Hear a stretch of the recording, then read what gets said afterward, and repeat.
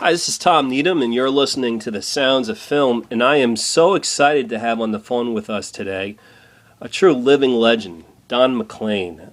You probably know him. He's best well known for his incredible hit, American Pie, which is considered to be one of the top songs in American music history. It's ranked number 5 on the Song of the Century list by the Recording Industry of America and the National Endowment of the Arts. In many, many different places, he's considered a musical genius. His songs have been covered by lots of different musicians, including Madonna, George Michael, among others. You know lots of his hits, and we're going to be playing a lot of his music tonight on The Sounds of Film, including Vincent, Castles in the Air, and Crying. And we're also going to be talking a little bit about how his music has been used in documentaries and films. Don, thank you so much for joining us on The Sounds of Film. Well, I'm very excited and happy to be here. Oh, it's really a pleasure. There's so much I want to talk to you about. I've read a lot about you, and I've seen some documentaries about you. I understand when you were very young, you missed a lot of school, that you suffered from asthma, and that it was a difficult time, but it was also a special time for you because it did allow you to have some time to develop your love and appreciation of music. Can you talk about this time period a little bit? Well, it was very unpleasant, and I think part of the release from the boredom and the sense of not being able to do what I was supposed to do, which was to be in school, and even better than that, maybe be athletic. At that time, I later became somewhat athletic, but all that stuff was very negative and not very pleasant. But then all of a sudden, music on the radio, I think primarily, the radio was what really opened my ears up to so many different things. There were a bunch of records left around the house by my sister, who was much, much older than I was. She was 15 years older than I was, and for all intents and purposes had left the house. I was pretty much an only child. And those were... So what that did was open me up to anything, basically, that was a record I would listen to. Because it was a whole lot more interesting than anything that was going on in the house. Right. Doctor visits or whatever. So, you'd find some really strange record and, it would be interesting. And so it broke the boredom.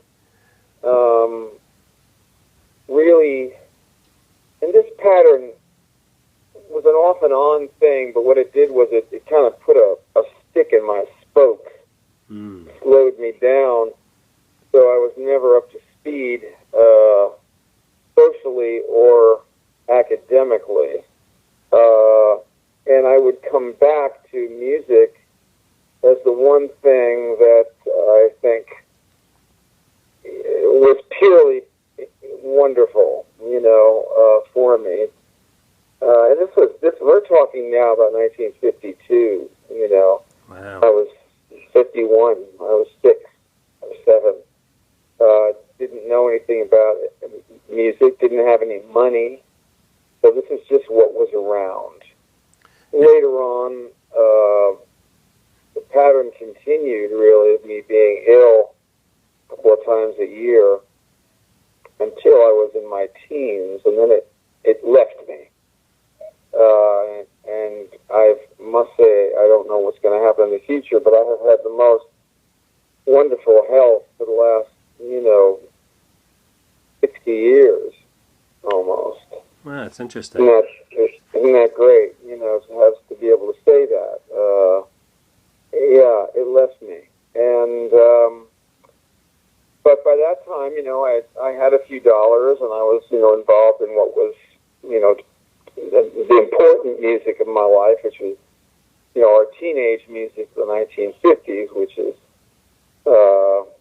pretty much the bedrock of everything I care about musically. I understand you became a big fan of the Weavers. So that was more than that. The Weavers I discovered because a kid around the block, what I was doing when I was 13, 14, 15 years old, I started playing guitar, and the whole, folk thing was going on, and rock and roll was going on. And Elvis was really like a folk singer in a way. I mean, he sang in a different style. He sang in tune, which most folk singers didn't. And he sang songs that had more dynamics and a few other chord changes. But basically, he had a guitar around his neck, and he sang a simple song like "Love Me Tender." It wasn't that much different than "This Land Is Your Land." In fact, "Love Me Tender" is a folk song. The melody of it is a folk song. But what I would do was I got so involved in this, and I guess it was because of my past and the love I had of songs really, was I started getting guitars and banjos out of people's attics that they didn't even know they had them there. They were so I had lots of guitars at my house that one woman would say, "Oh, we have a guitar. You want to take it, Donnie?" "Oh, okay, I'll take it." So I have it at the house, Right. Loved it. And it was quite an exciting time, and then kids were playing guitars and banjos and singing songs, and it was very musical, and it was. I remember it being very, very exciting, and that is kind of what got me started on the folk thing. But I really did have a very broad interest in many other kinds of music, but I did not want to learn how to read music, and I didn't want to be one of those guys that had to read music. That to me was all very boring, because I had enough of school anyway, and the idea of having to learn to read music meant like school, which I didn't want. And this wonderful thing came along where, I'm sure Elvis Presley could read music, and I know I can't read music, and the folk thing happened, and nobody there could read music except Pete Seeger, who was a very skilled musician. So there it was perfect. You just sort of make this stuff up and learn some new chords and, write a song, whatever. Very free. You have to remember that prior to this kind of music, that is the folk and the rock music of the 50s, and the rock music being very simple, you had orchestra music, and you had to know how to read music. To be a singer, you went and learned. You knew how to read music. You performed with an orchestra or with a group of musicians who were trained, and it was all very much a matter of knowing how to read music and being a trained musician. From like 1955 or 6 on, there was a whole other form of popular music that was, you just learn 3 chords on the guitar and you're off to the races. Once you became quite well known, did you have any reservations at that point about not being able to read music, or you just knew your instrument so well that you could? You don't have to read music. Music is like reading the English language off of a page. It doesn't prevent you from speaking the language. It just prevents you from reading it on a page. And I didn't have any need to do that. I have found most musicians who are schooled musicians, with a very few exceptions, are kind of rigid in their approach to music, whereas what I was dealing with was rooted in blues and folk music and gospel and all kinds of populist musical forms there were rules, about 4-part singing and about chord changes and about all these things, but it wasn't written down and rigid. So it was a really brand new thing, and it was the people's music. All of this stuff was the people's music. The other stuff was music, was more highbrow, if you will. And but the interesting thing, and I'll just say one more thing about this before I talk about the Weavers for a second, is that the orchestra was attached to everything in the beginning. For example, all the Weavers' hits were with Gordon Jenkins and his orchestra. Right, right. And all of the big rock and roll records and the big rock and roll shows that Alan Freed did had King Curtis and his orchestra. Yeah. So, if you heard the Platters, it was with a full orchestra. So the orchestra was right there, really, and it was almost like a jet booster that put this music out. And Bill Haley, had an orchestra. Little Richard had a horn orchestra, and so on and so forth. And of course, Ray Charles always had an orchestra, and he was, he covered lots of different musical genres. But the orchestra and the player that knew how to read music, those guys were right at the bottom of all the early music. But then it became a guitar thing.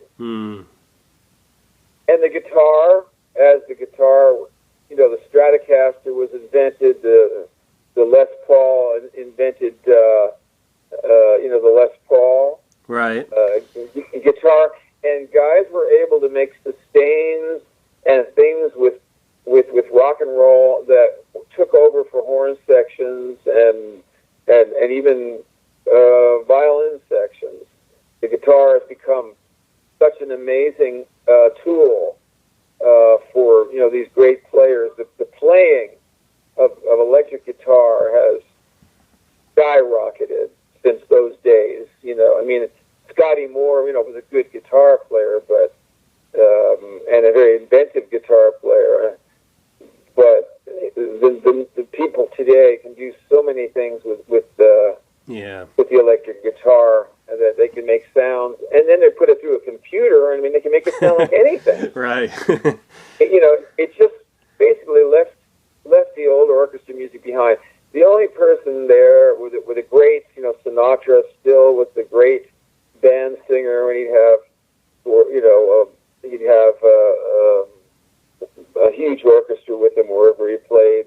A lot of times he favored the Basie band because he had a.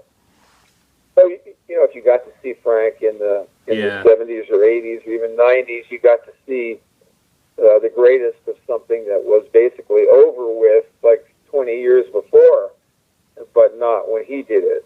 So the Weavers, for some reason or other, the harmonies and the variety of songs touched me. And I loved the way they sang, the harmonies and the variety of songs. And then I discovered that they had been sort of squashed by the government. Yeah. So I was politically becoming aware as well. So I remember one day my mother, after my father had died, I was, I guess, 15 or so, and a big box of Senate transcripts arrived at our house. Wow. I said, "What is this?" Well, I sent away for this to the government. I want to read what everybody said when they were under oath. Oh, wow. That's great. I was a crazy kid. I would follow something. To this day, I'm the same way. I will follow a small thing Yeah. a long way.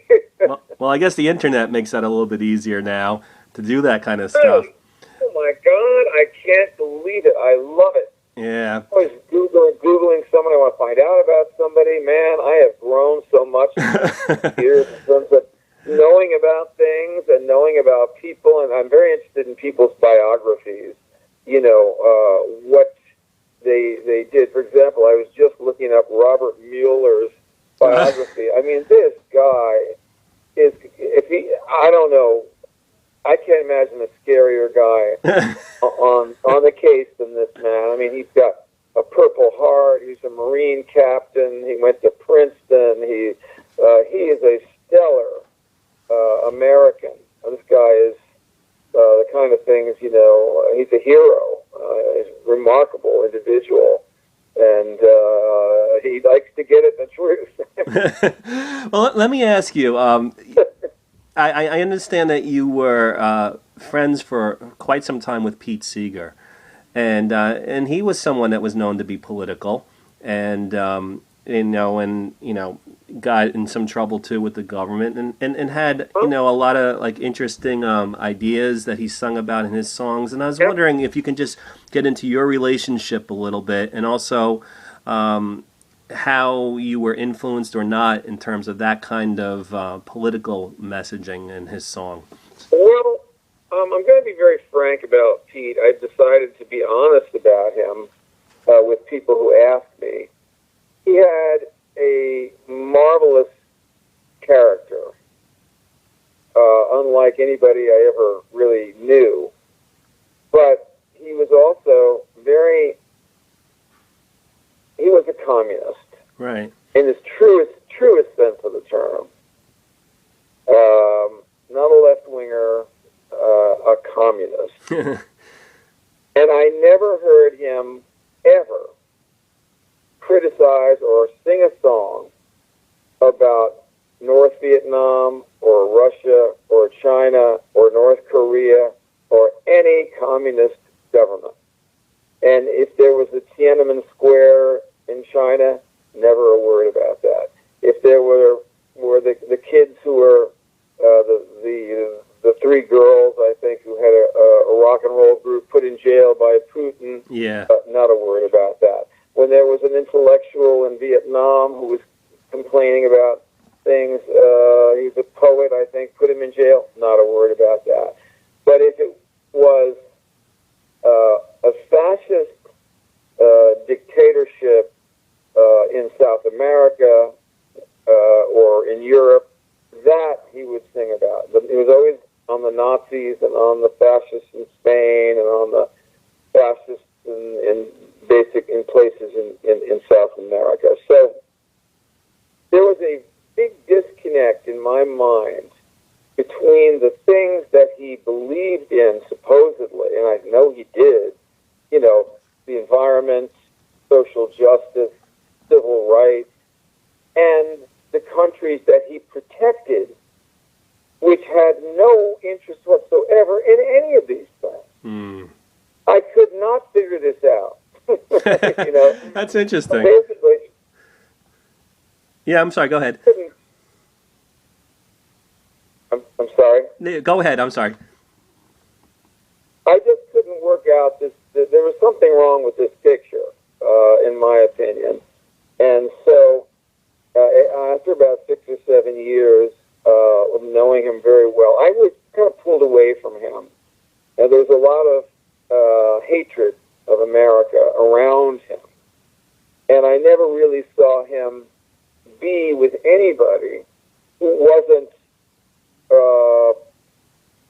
a believer. In other words, he didn't talk to a workman. I brought a workman up to his house as a friend of mine. He was the toughest looking guy you ever saw. And I thought it actually scared him.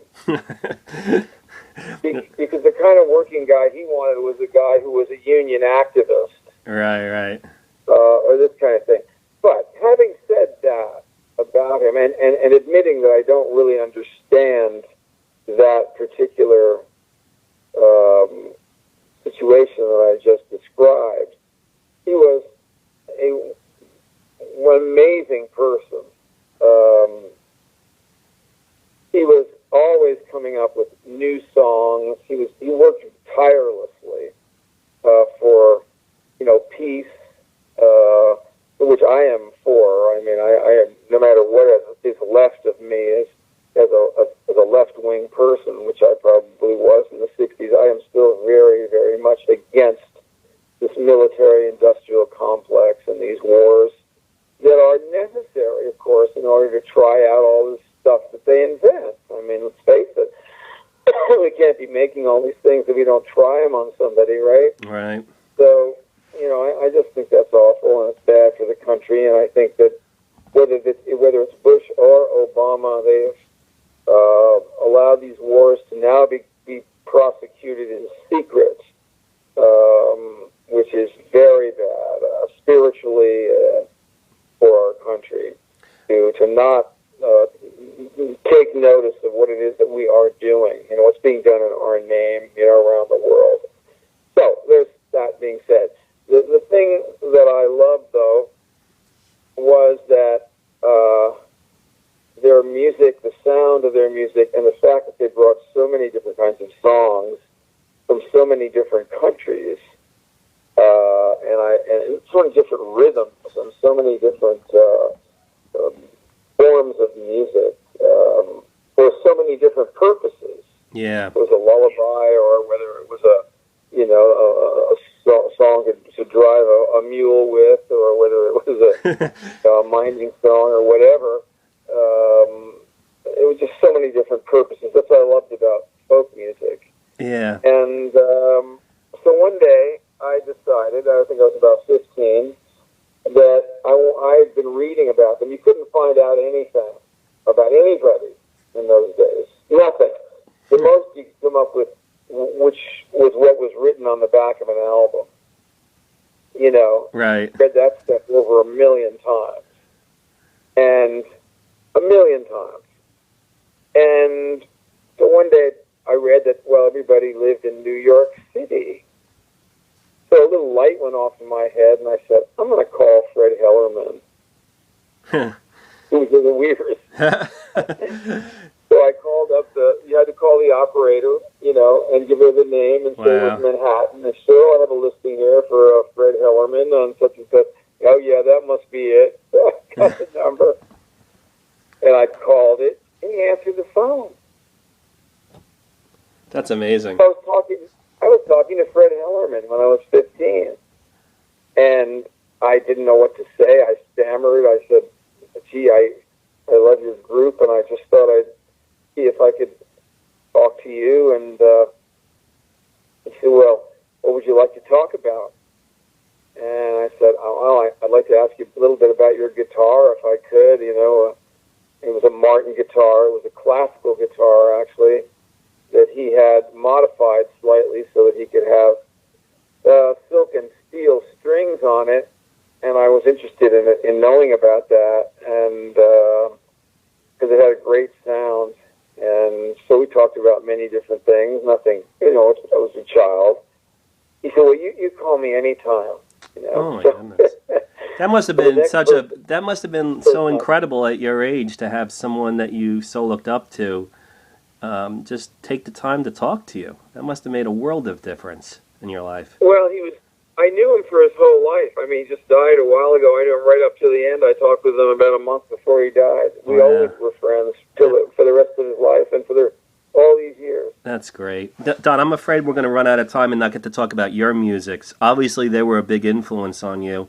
Right. But let's talk about how did you go from being a 15-year-old kid, you know, calling up people that you admired and starting to learn how to play your guitar and so forth, to writing a classic like American Pie? Well, I'll give you a very quick answer to that, and it had to do with the Weavers. I ended up being managed by the Weavers management. And there's a story behind that I won't go into, but I ended up in their office when I was 18 years old, after 3 years of getting to know them. Howard Leventhal said I could come to the office, and they managed me for a while when I quit school for a bit. And that started me getting into show business. And I had an agent, and I was working around the country in these coffee houses, which were everywhere. Yeah. And hearing and seeing things. And gradually but I still kept my hand in with the members of the group that I had known. And the one that I didn't really know was Seeger, who I got to meet later in the 60s, and then began working, you know, whenever he wanted a group of singers, he wouldn't mind if I sang. And he sometimes call me to do something or to sing with them. And I got around suddenly was around a lot of, people, filmmakers and famous people, that were up at the top of the food chain. Yeah. After having slogged through a lot of stuff in the 60s.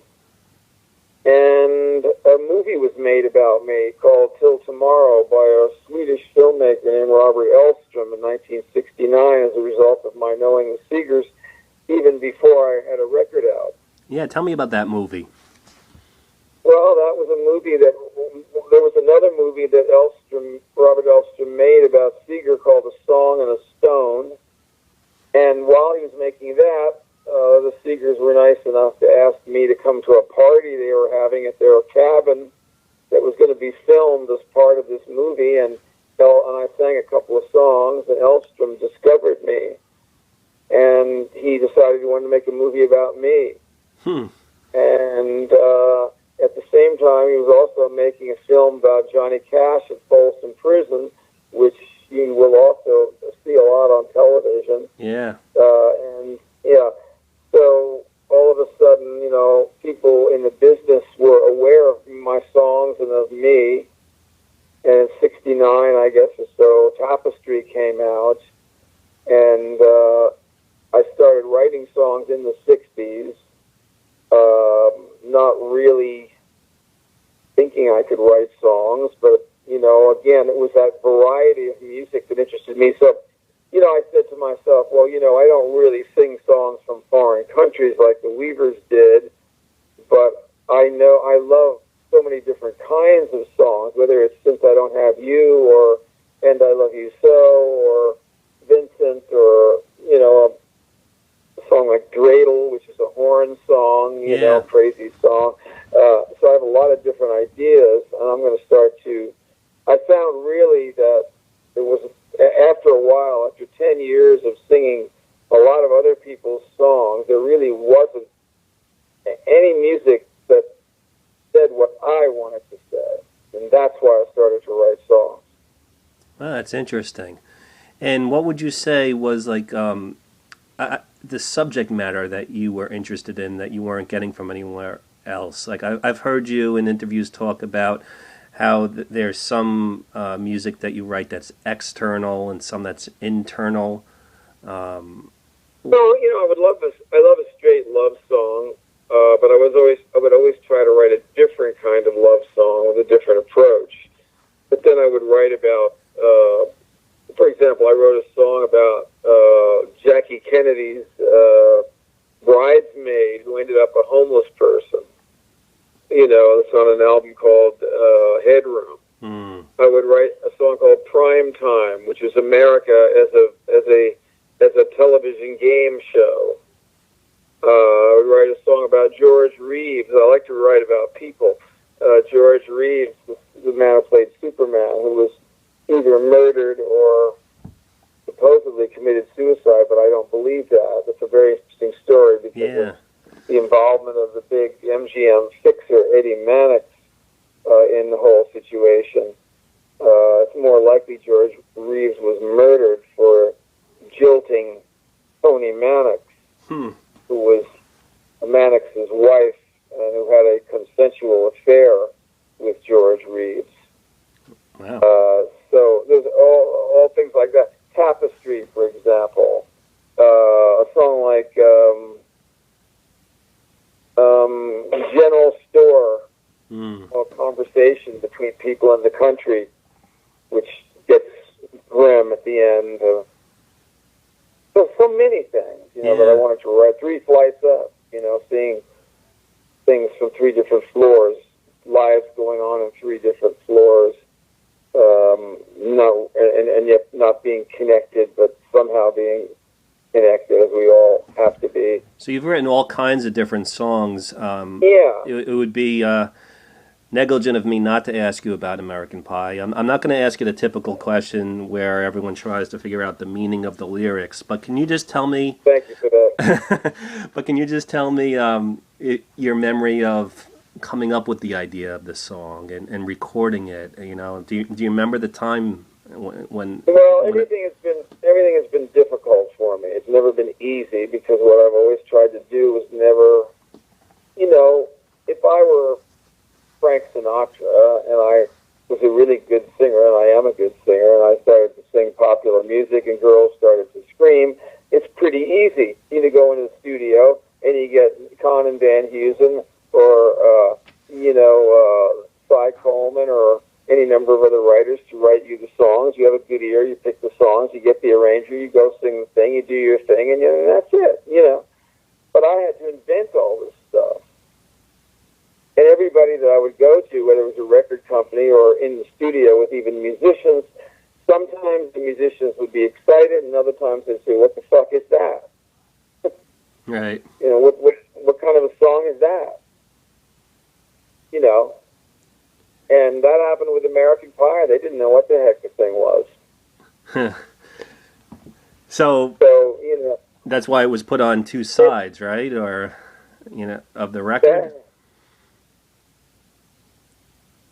Pardon me? Is that why they split the song up into two sides of the record, and it wasn't? Well, they didn't understand how to play the song, is what I'm trying to say. The song was a long song because I had an idea of what I wanted to say, and it had to be complete. It had to finish. It had to be dramatically correct. It was a poem of some kind, and it had to conclude properly. And so it took that long to say it, and then the record company would weigh in, and they would say, "Well, we can't put that on one record, so we got to break it up and put it on one half on one side of a record, and one half on the other." But it all came from my brain, the things that I was thinking about.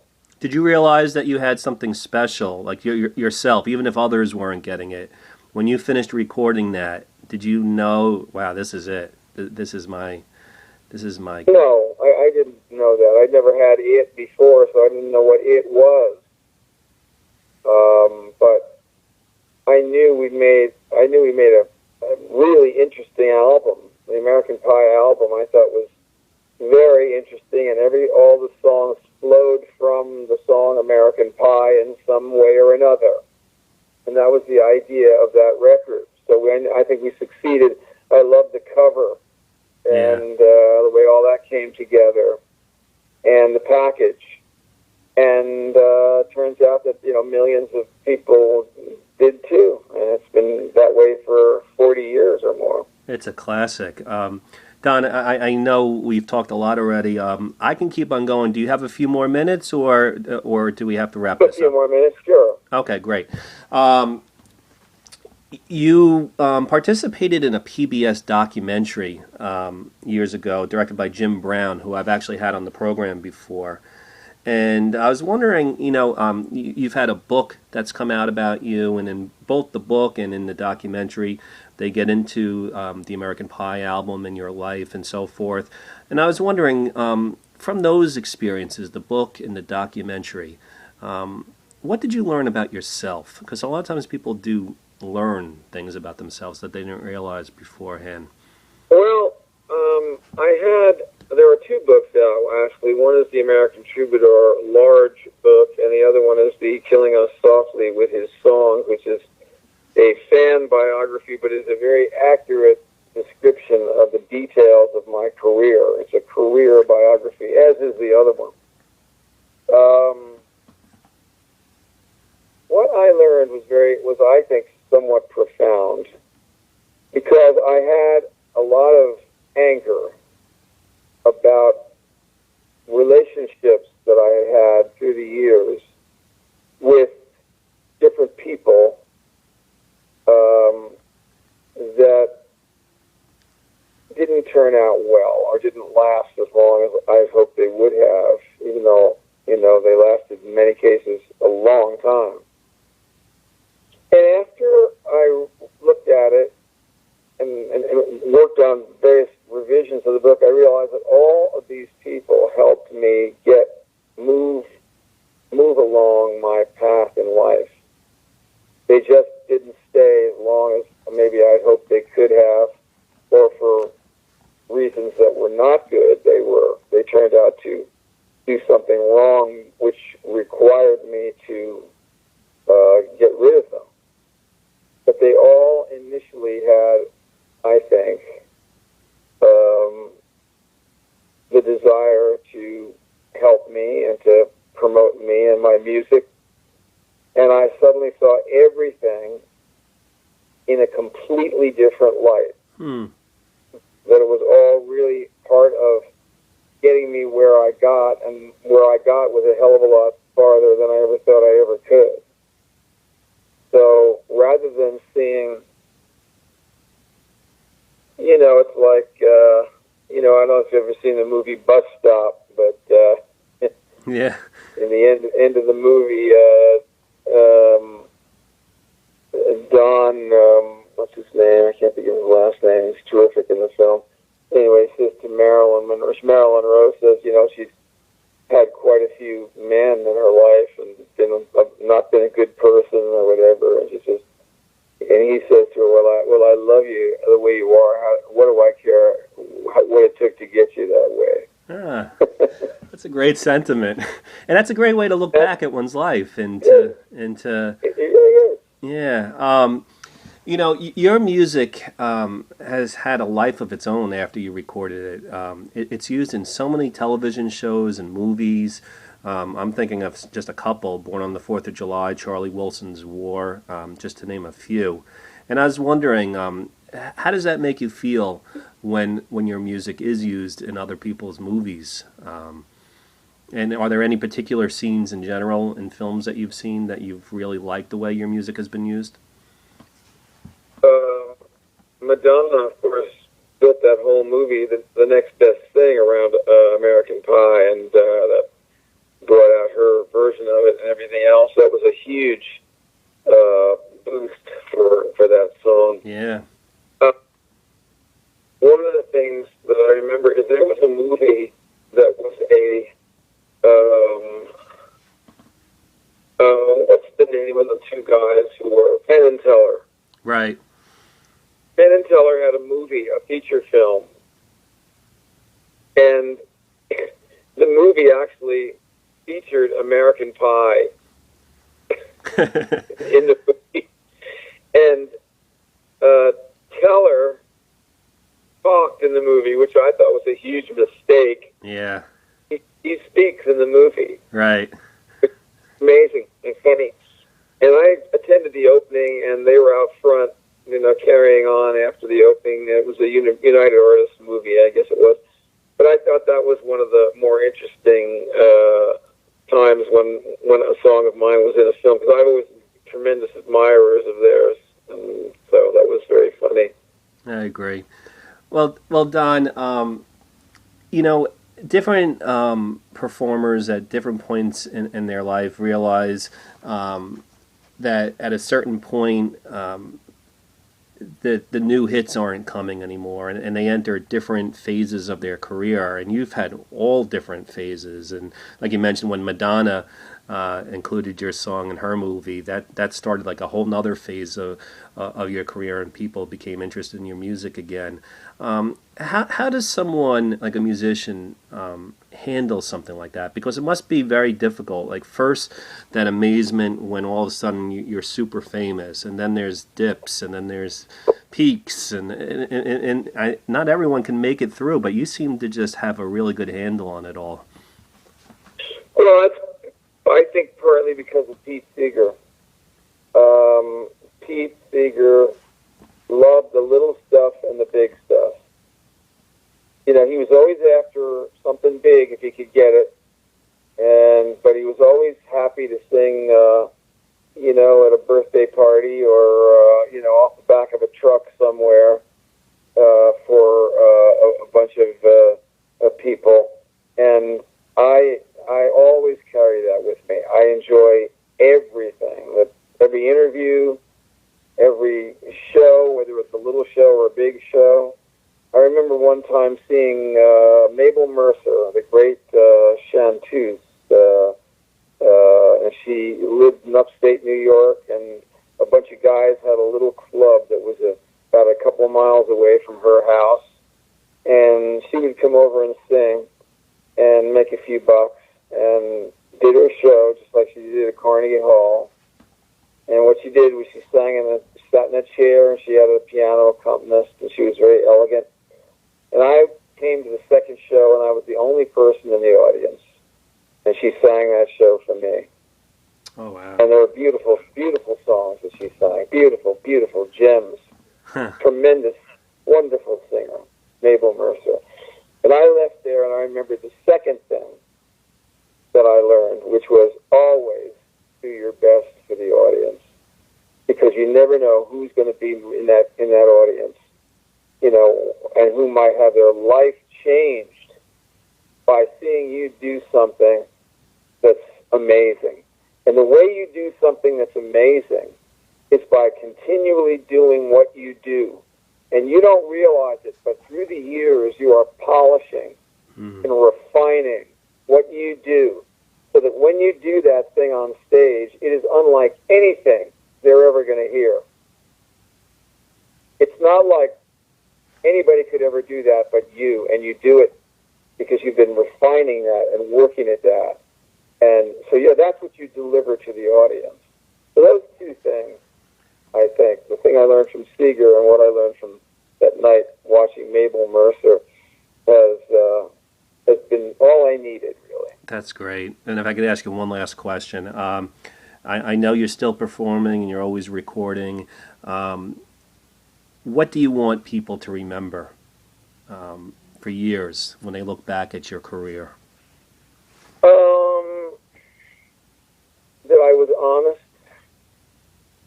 I was honest about my art, honest about my music, and the things that I said in my music. That I did not do anything for commercial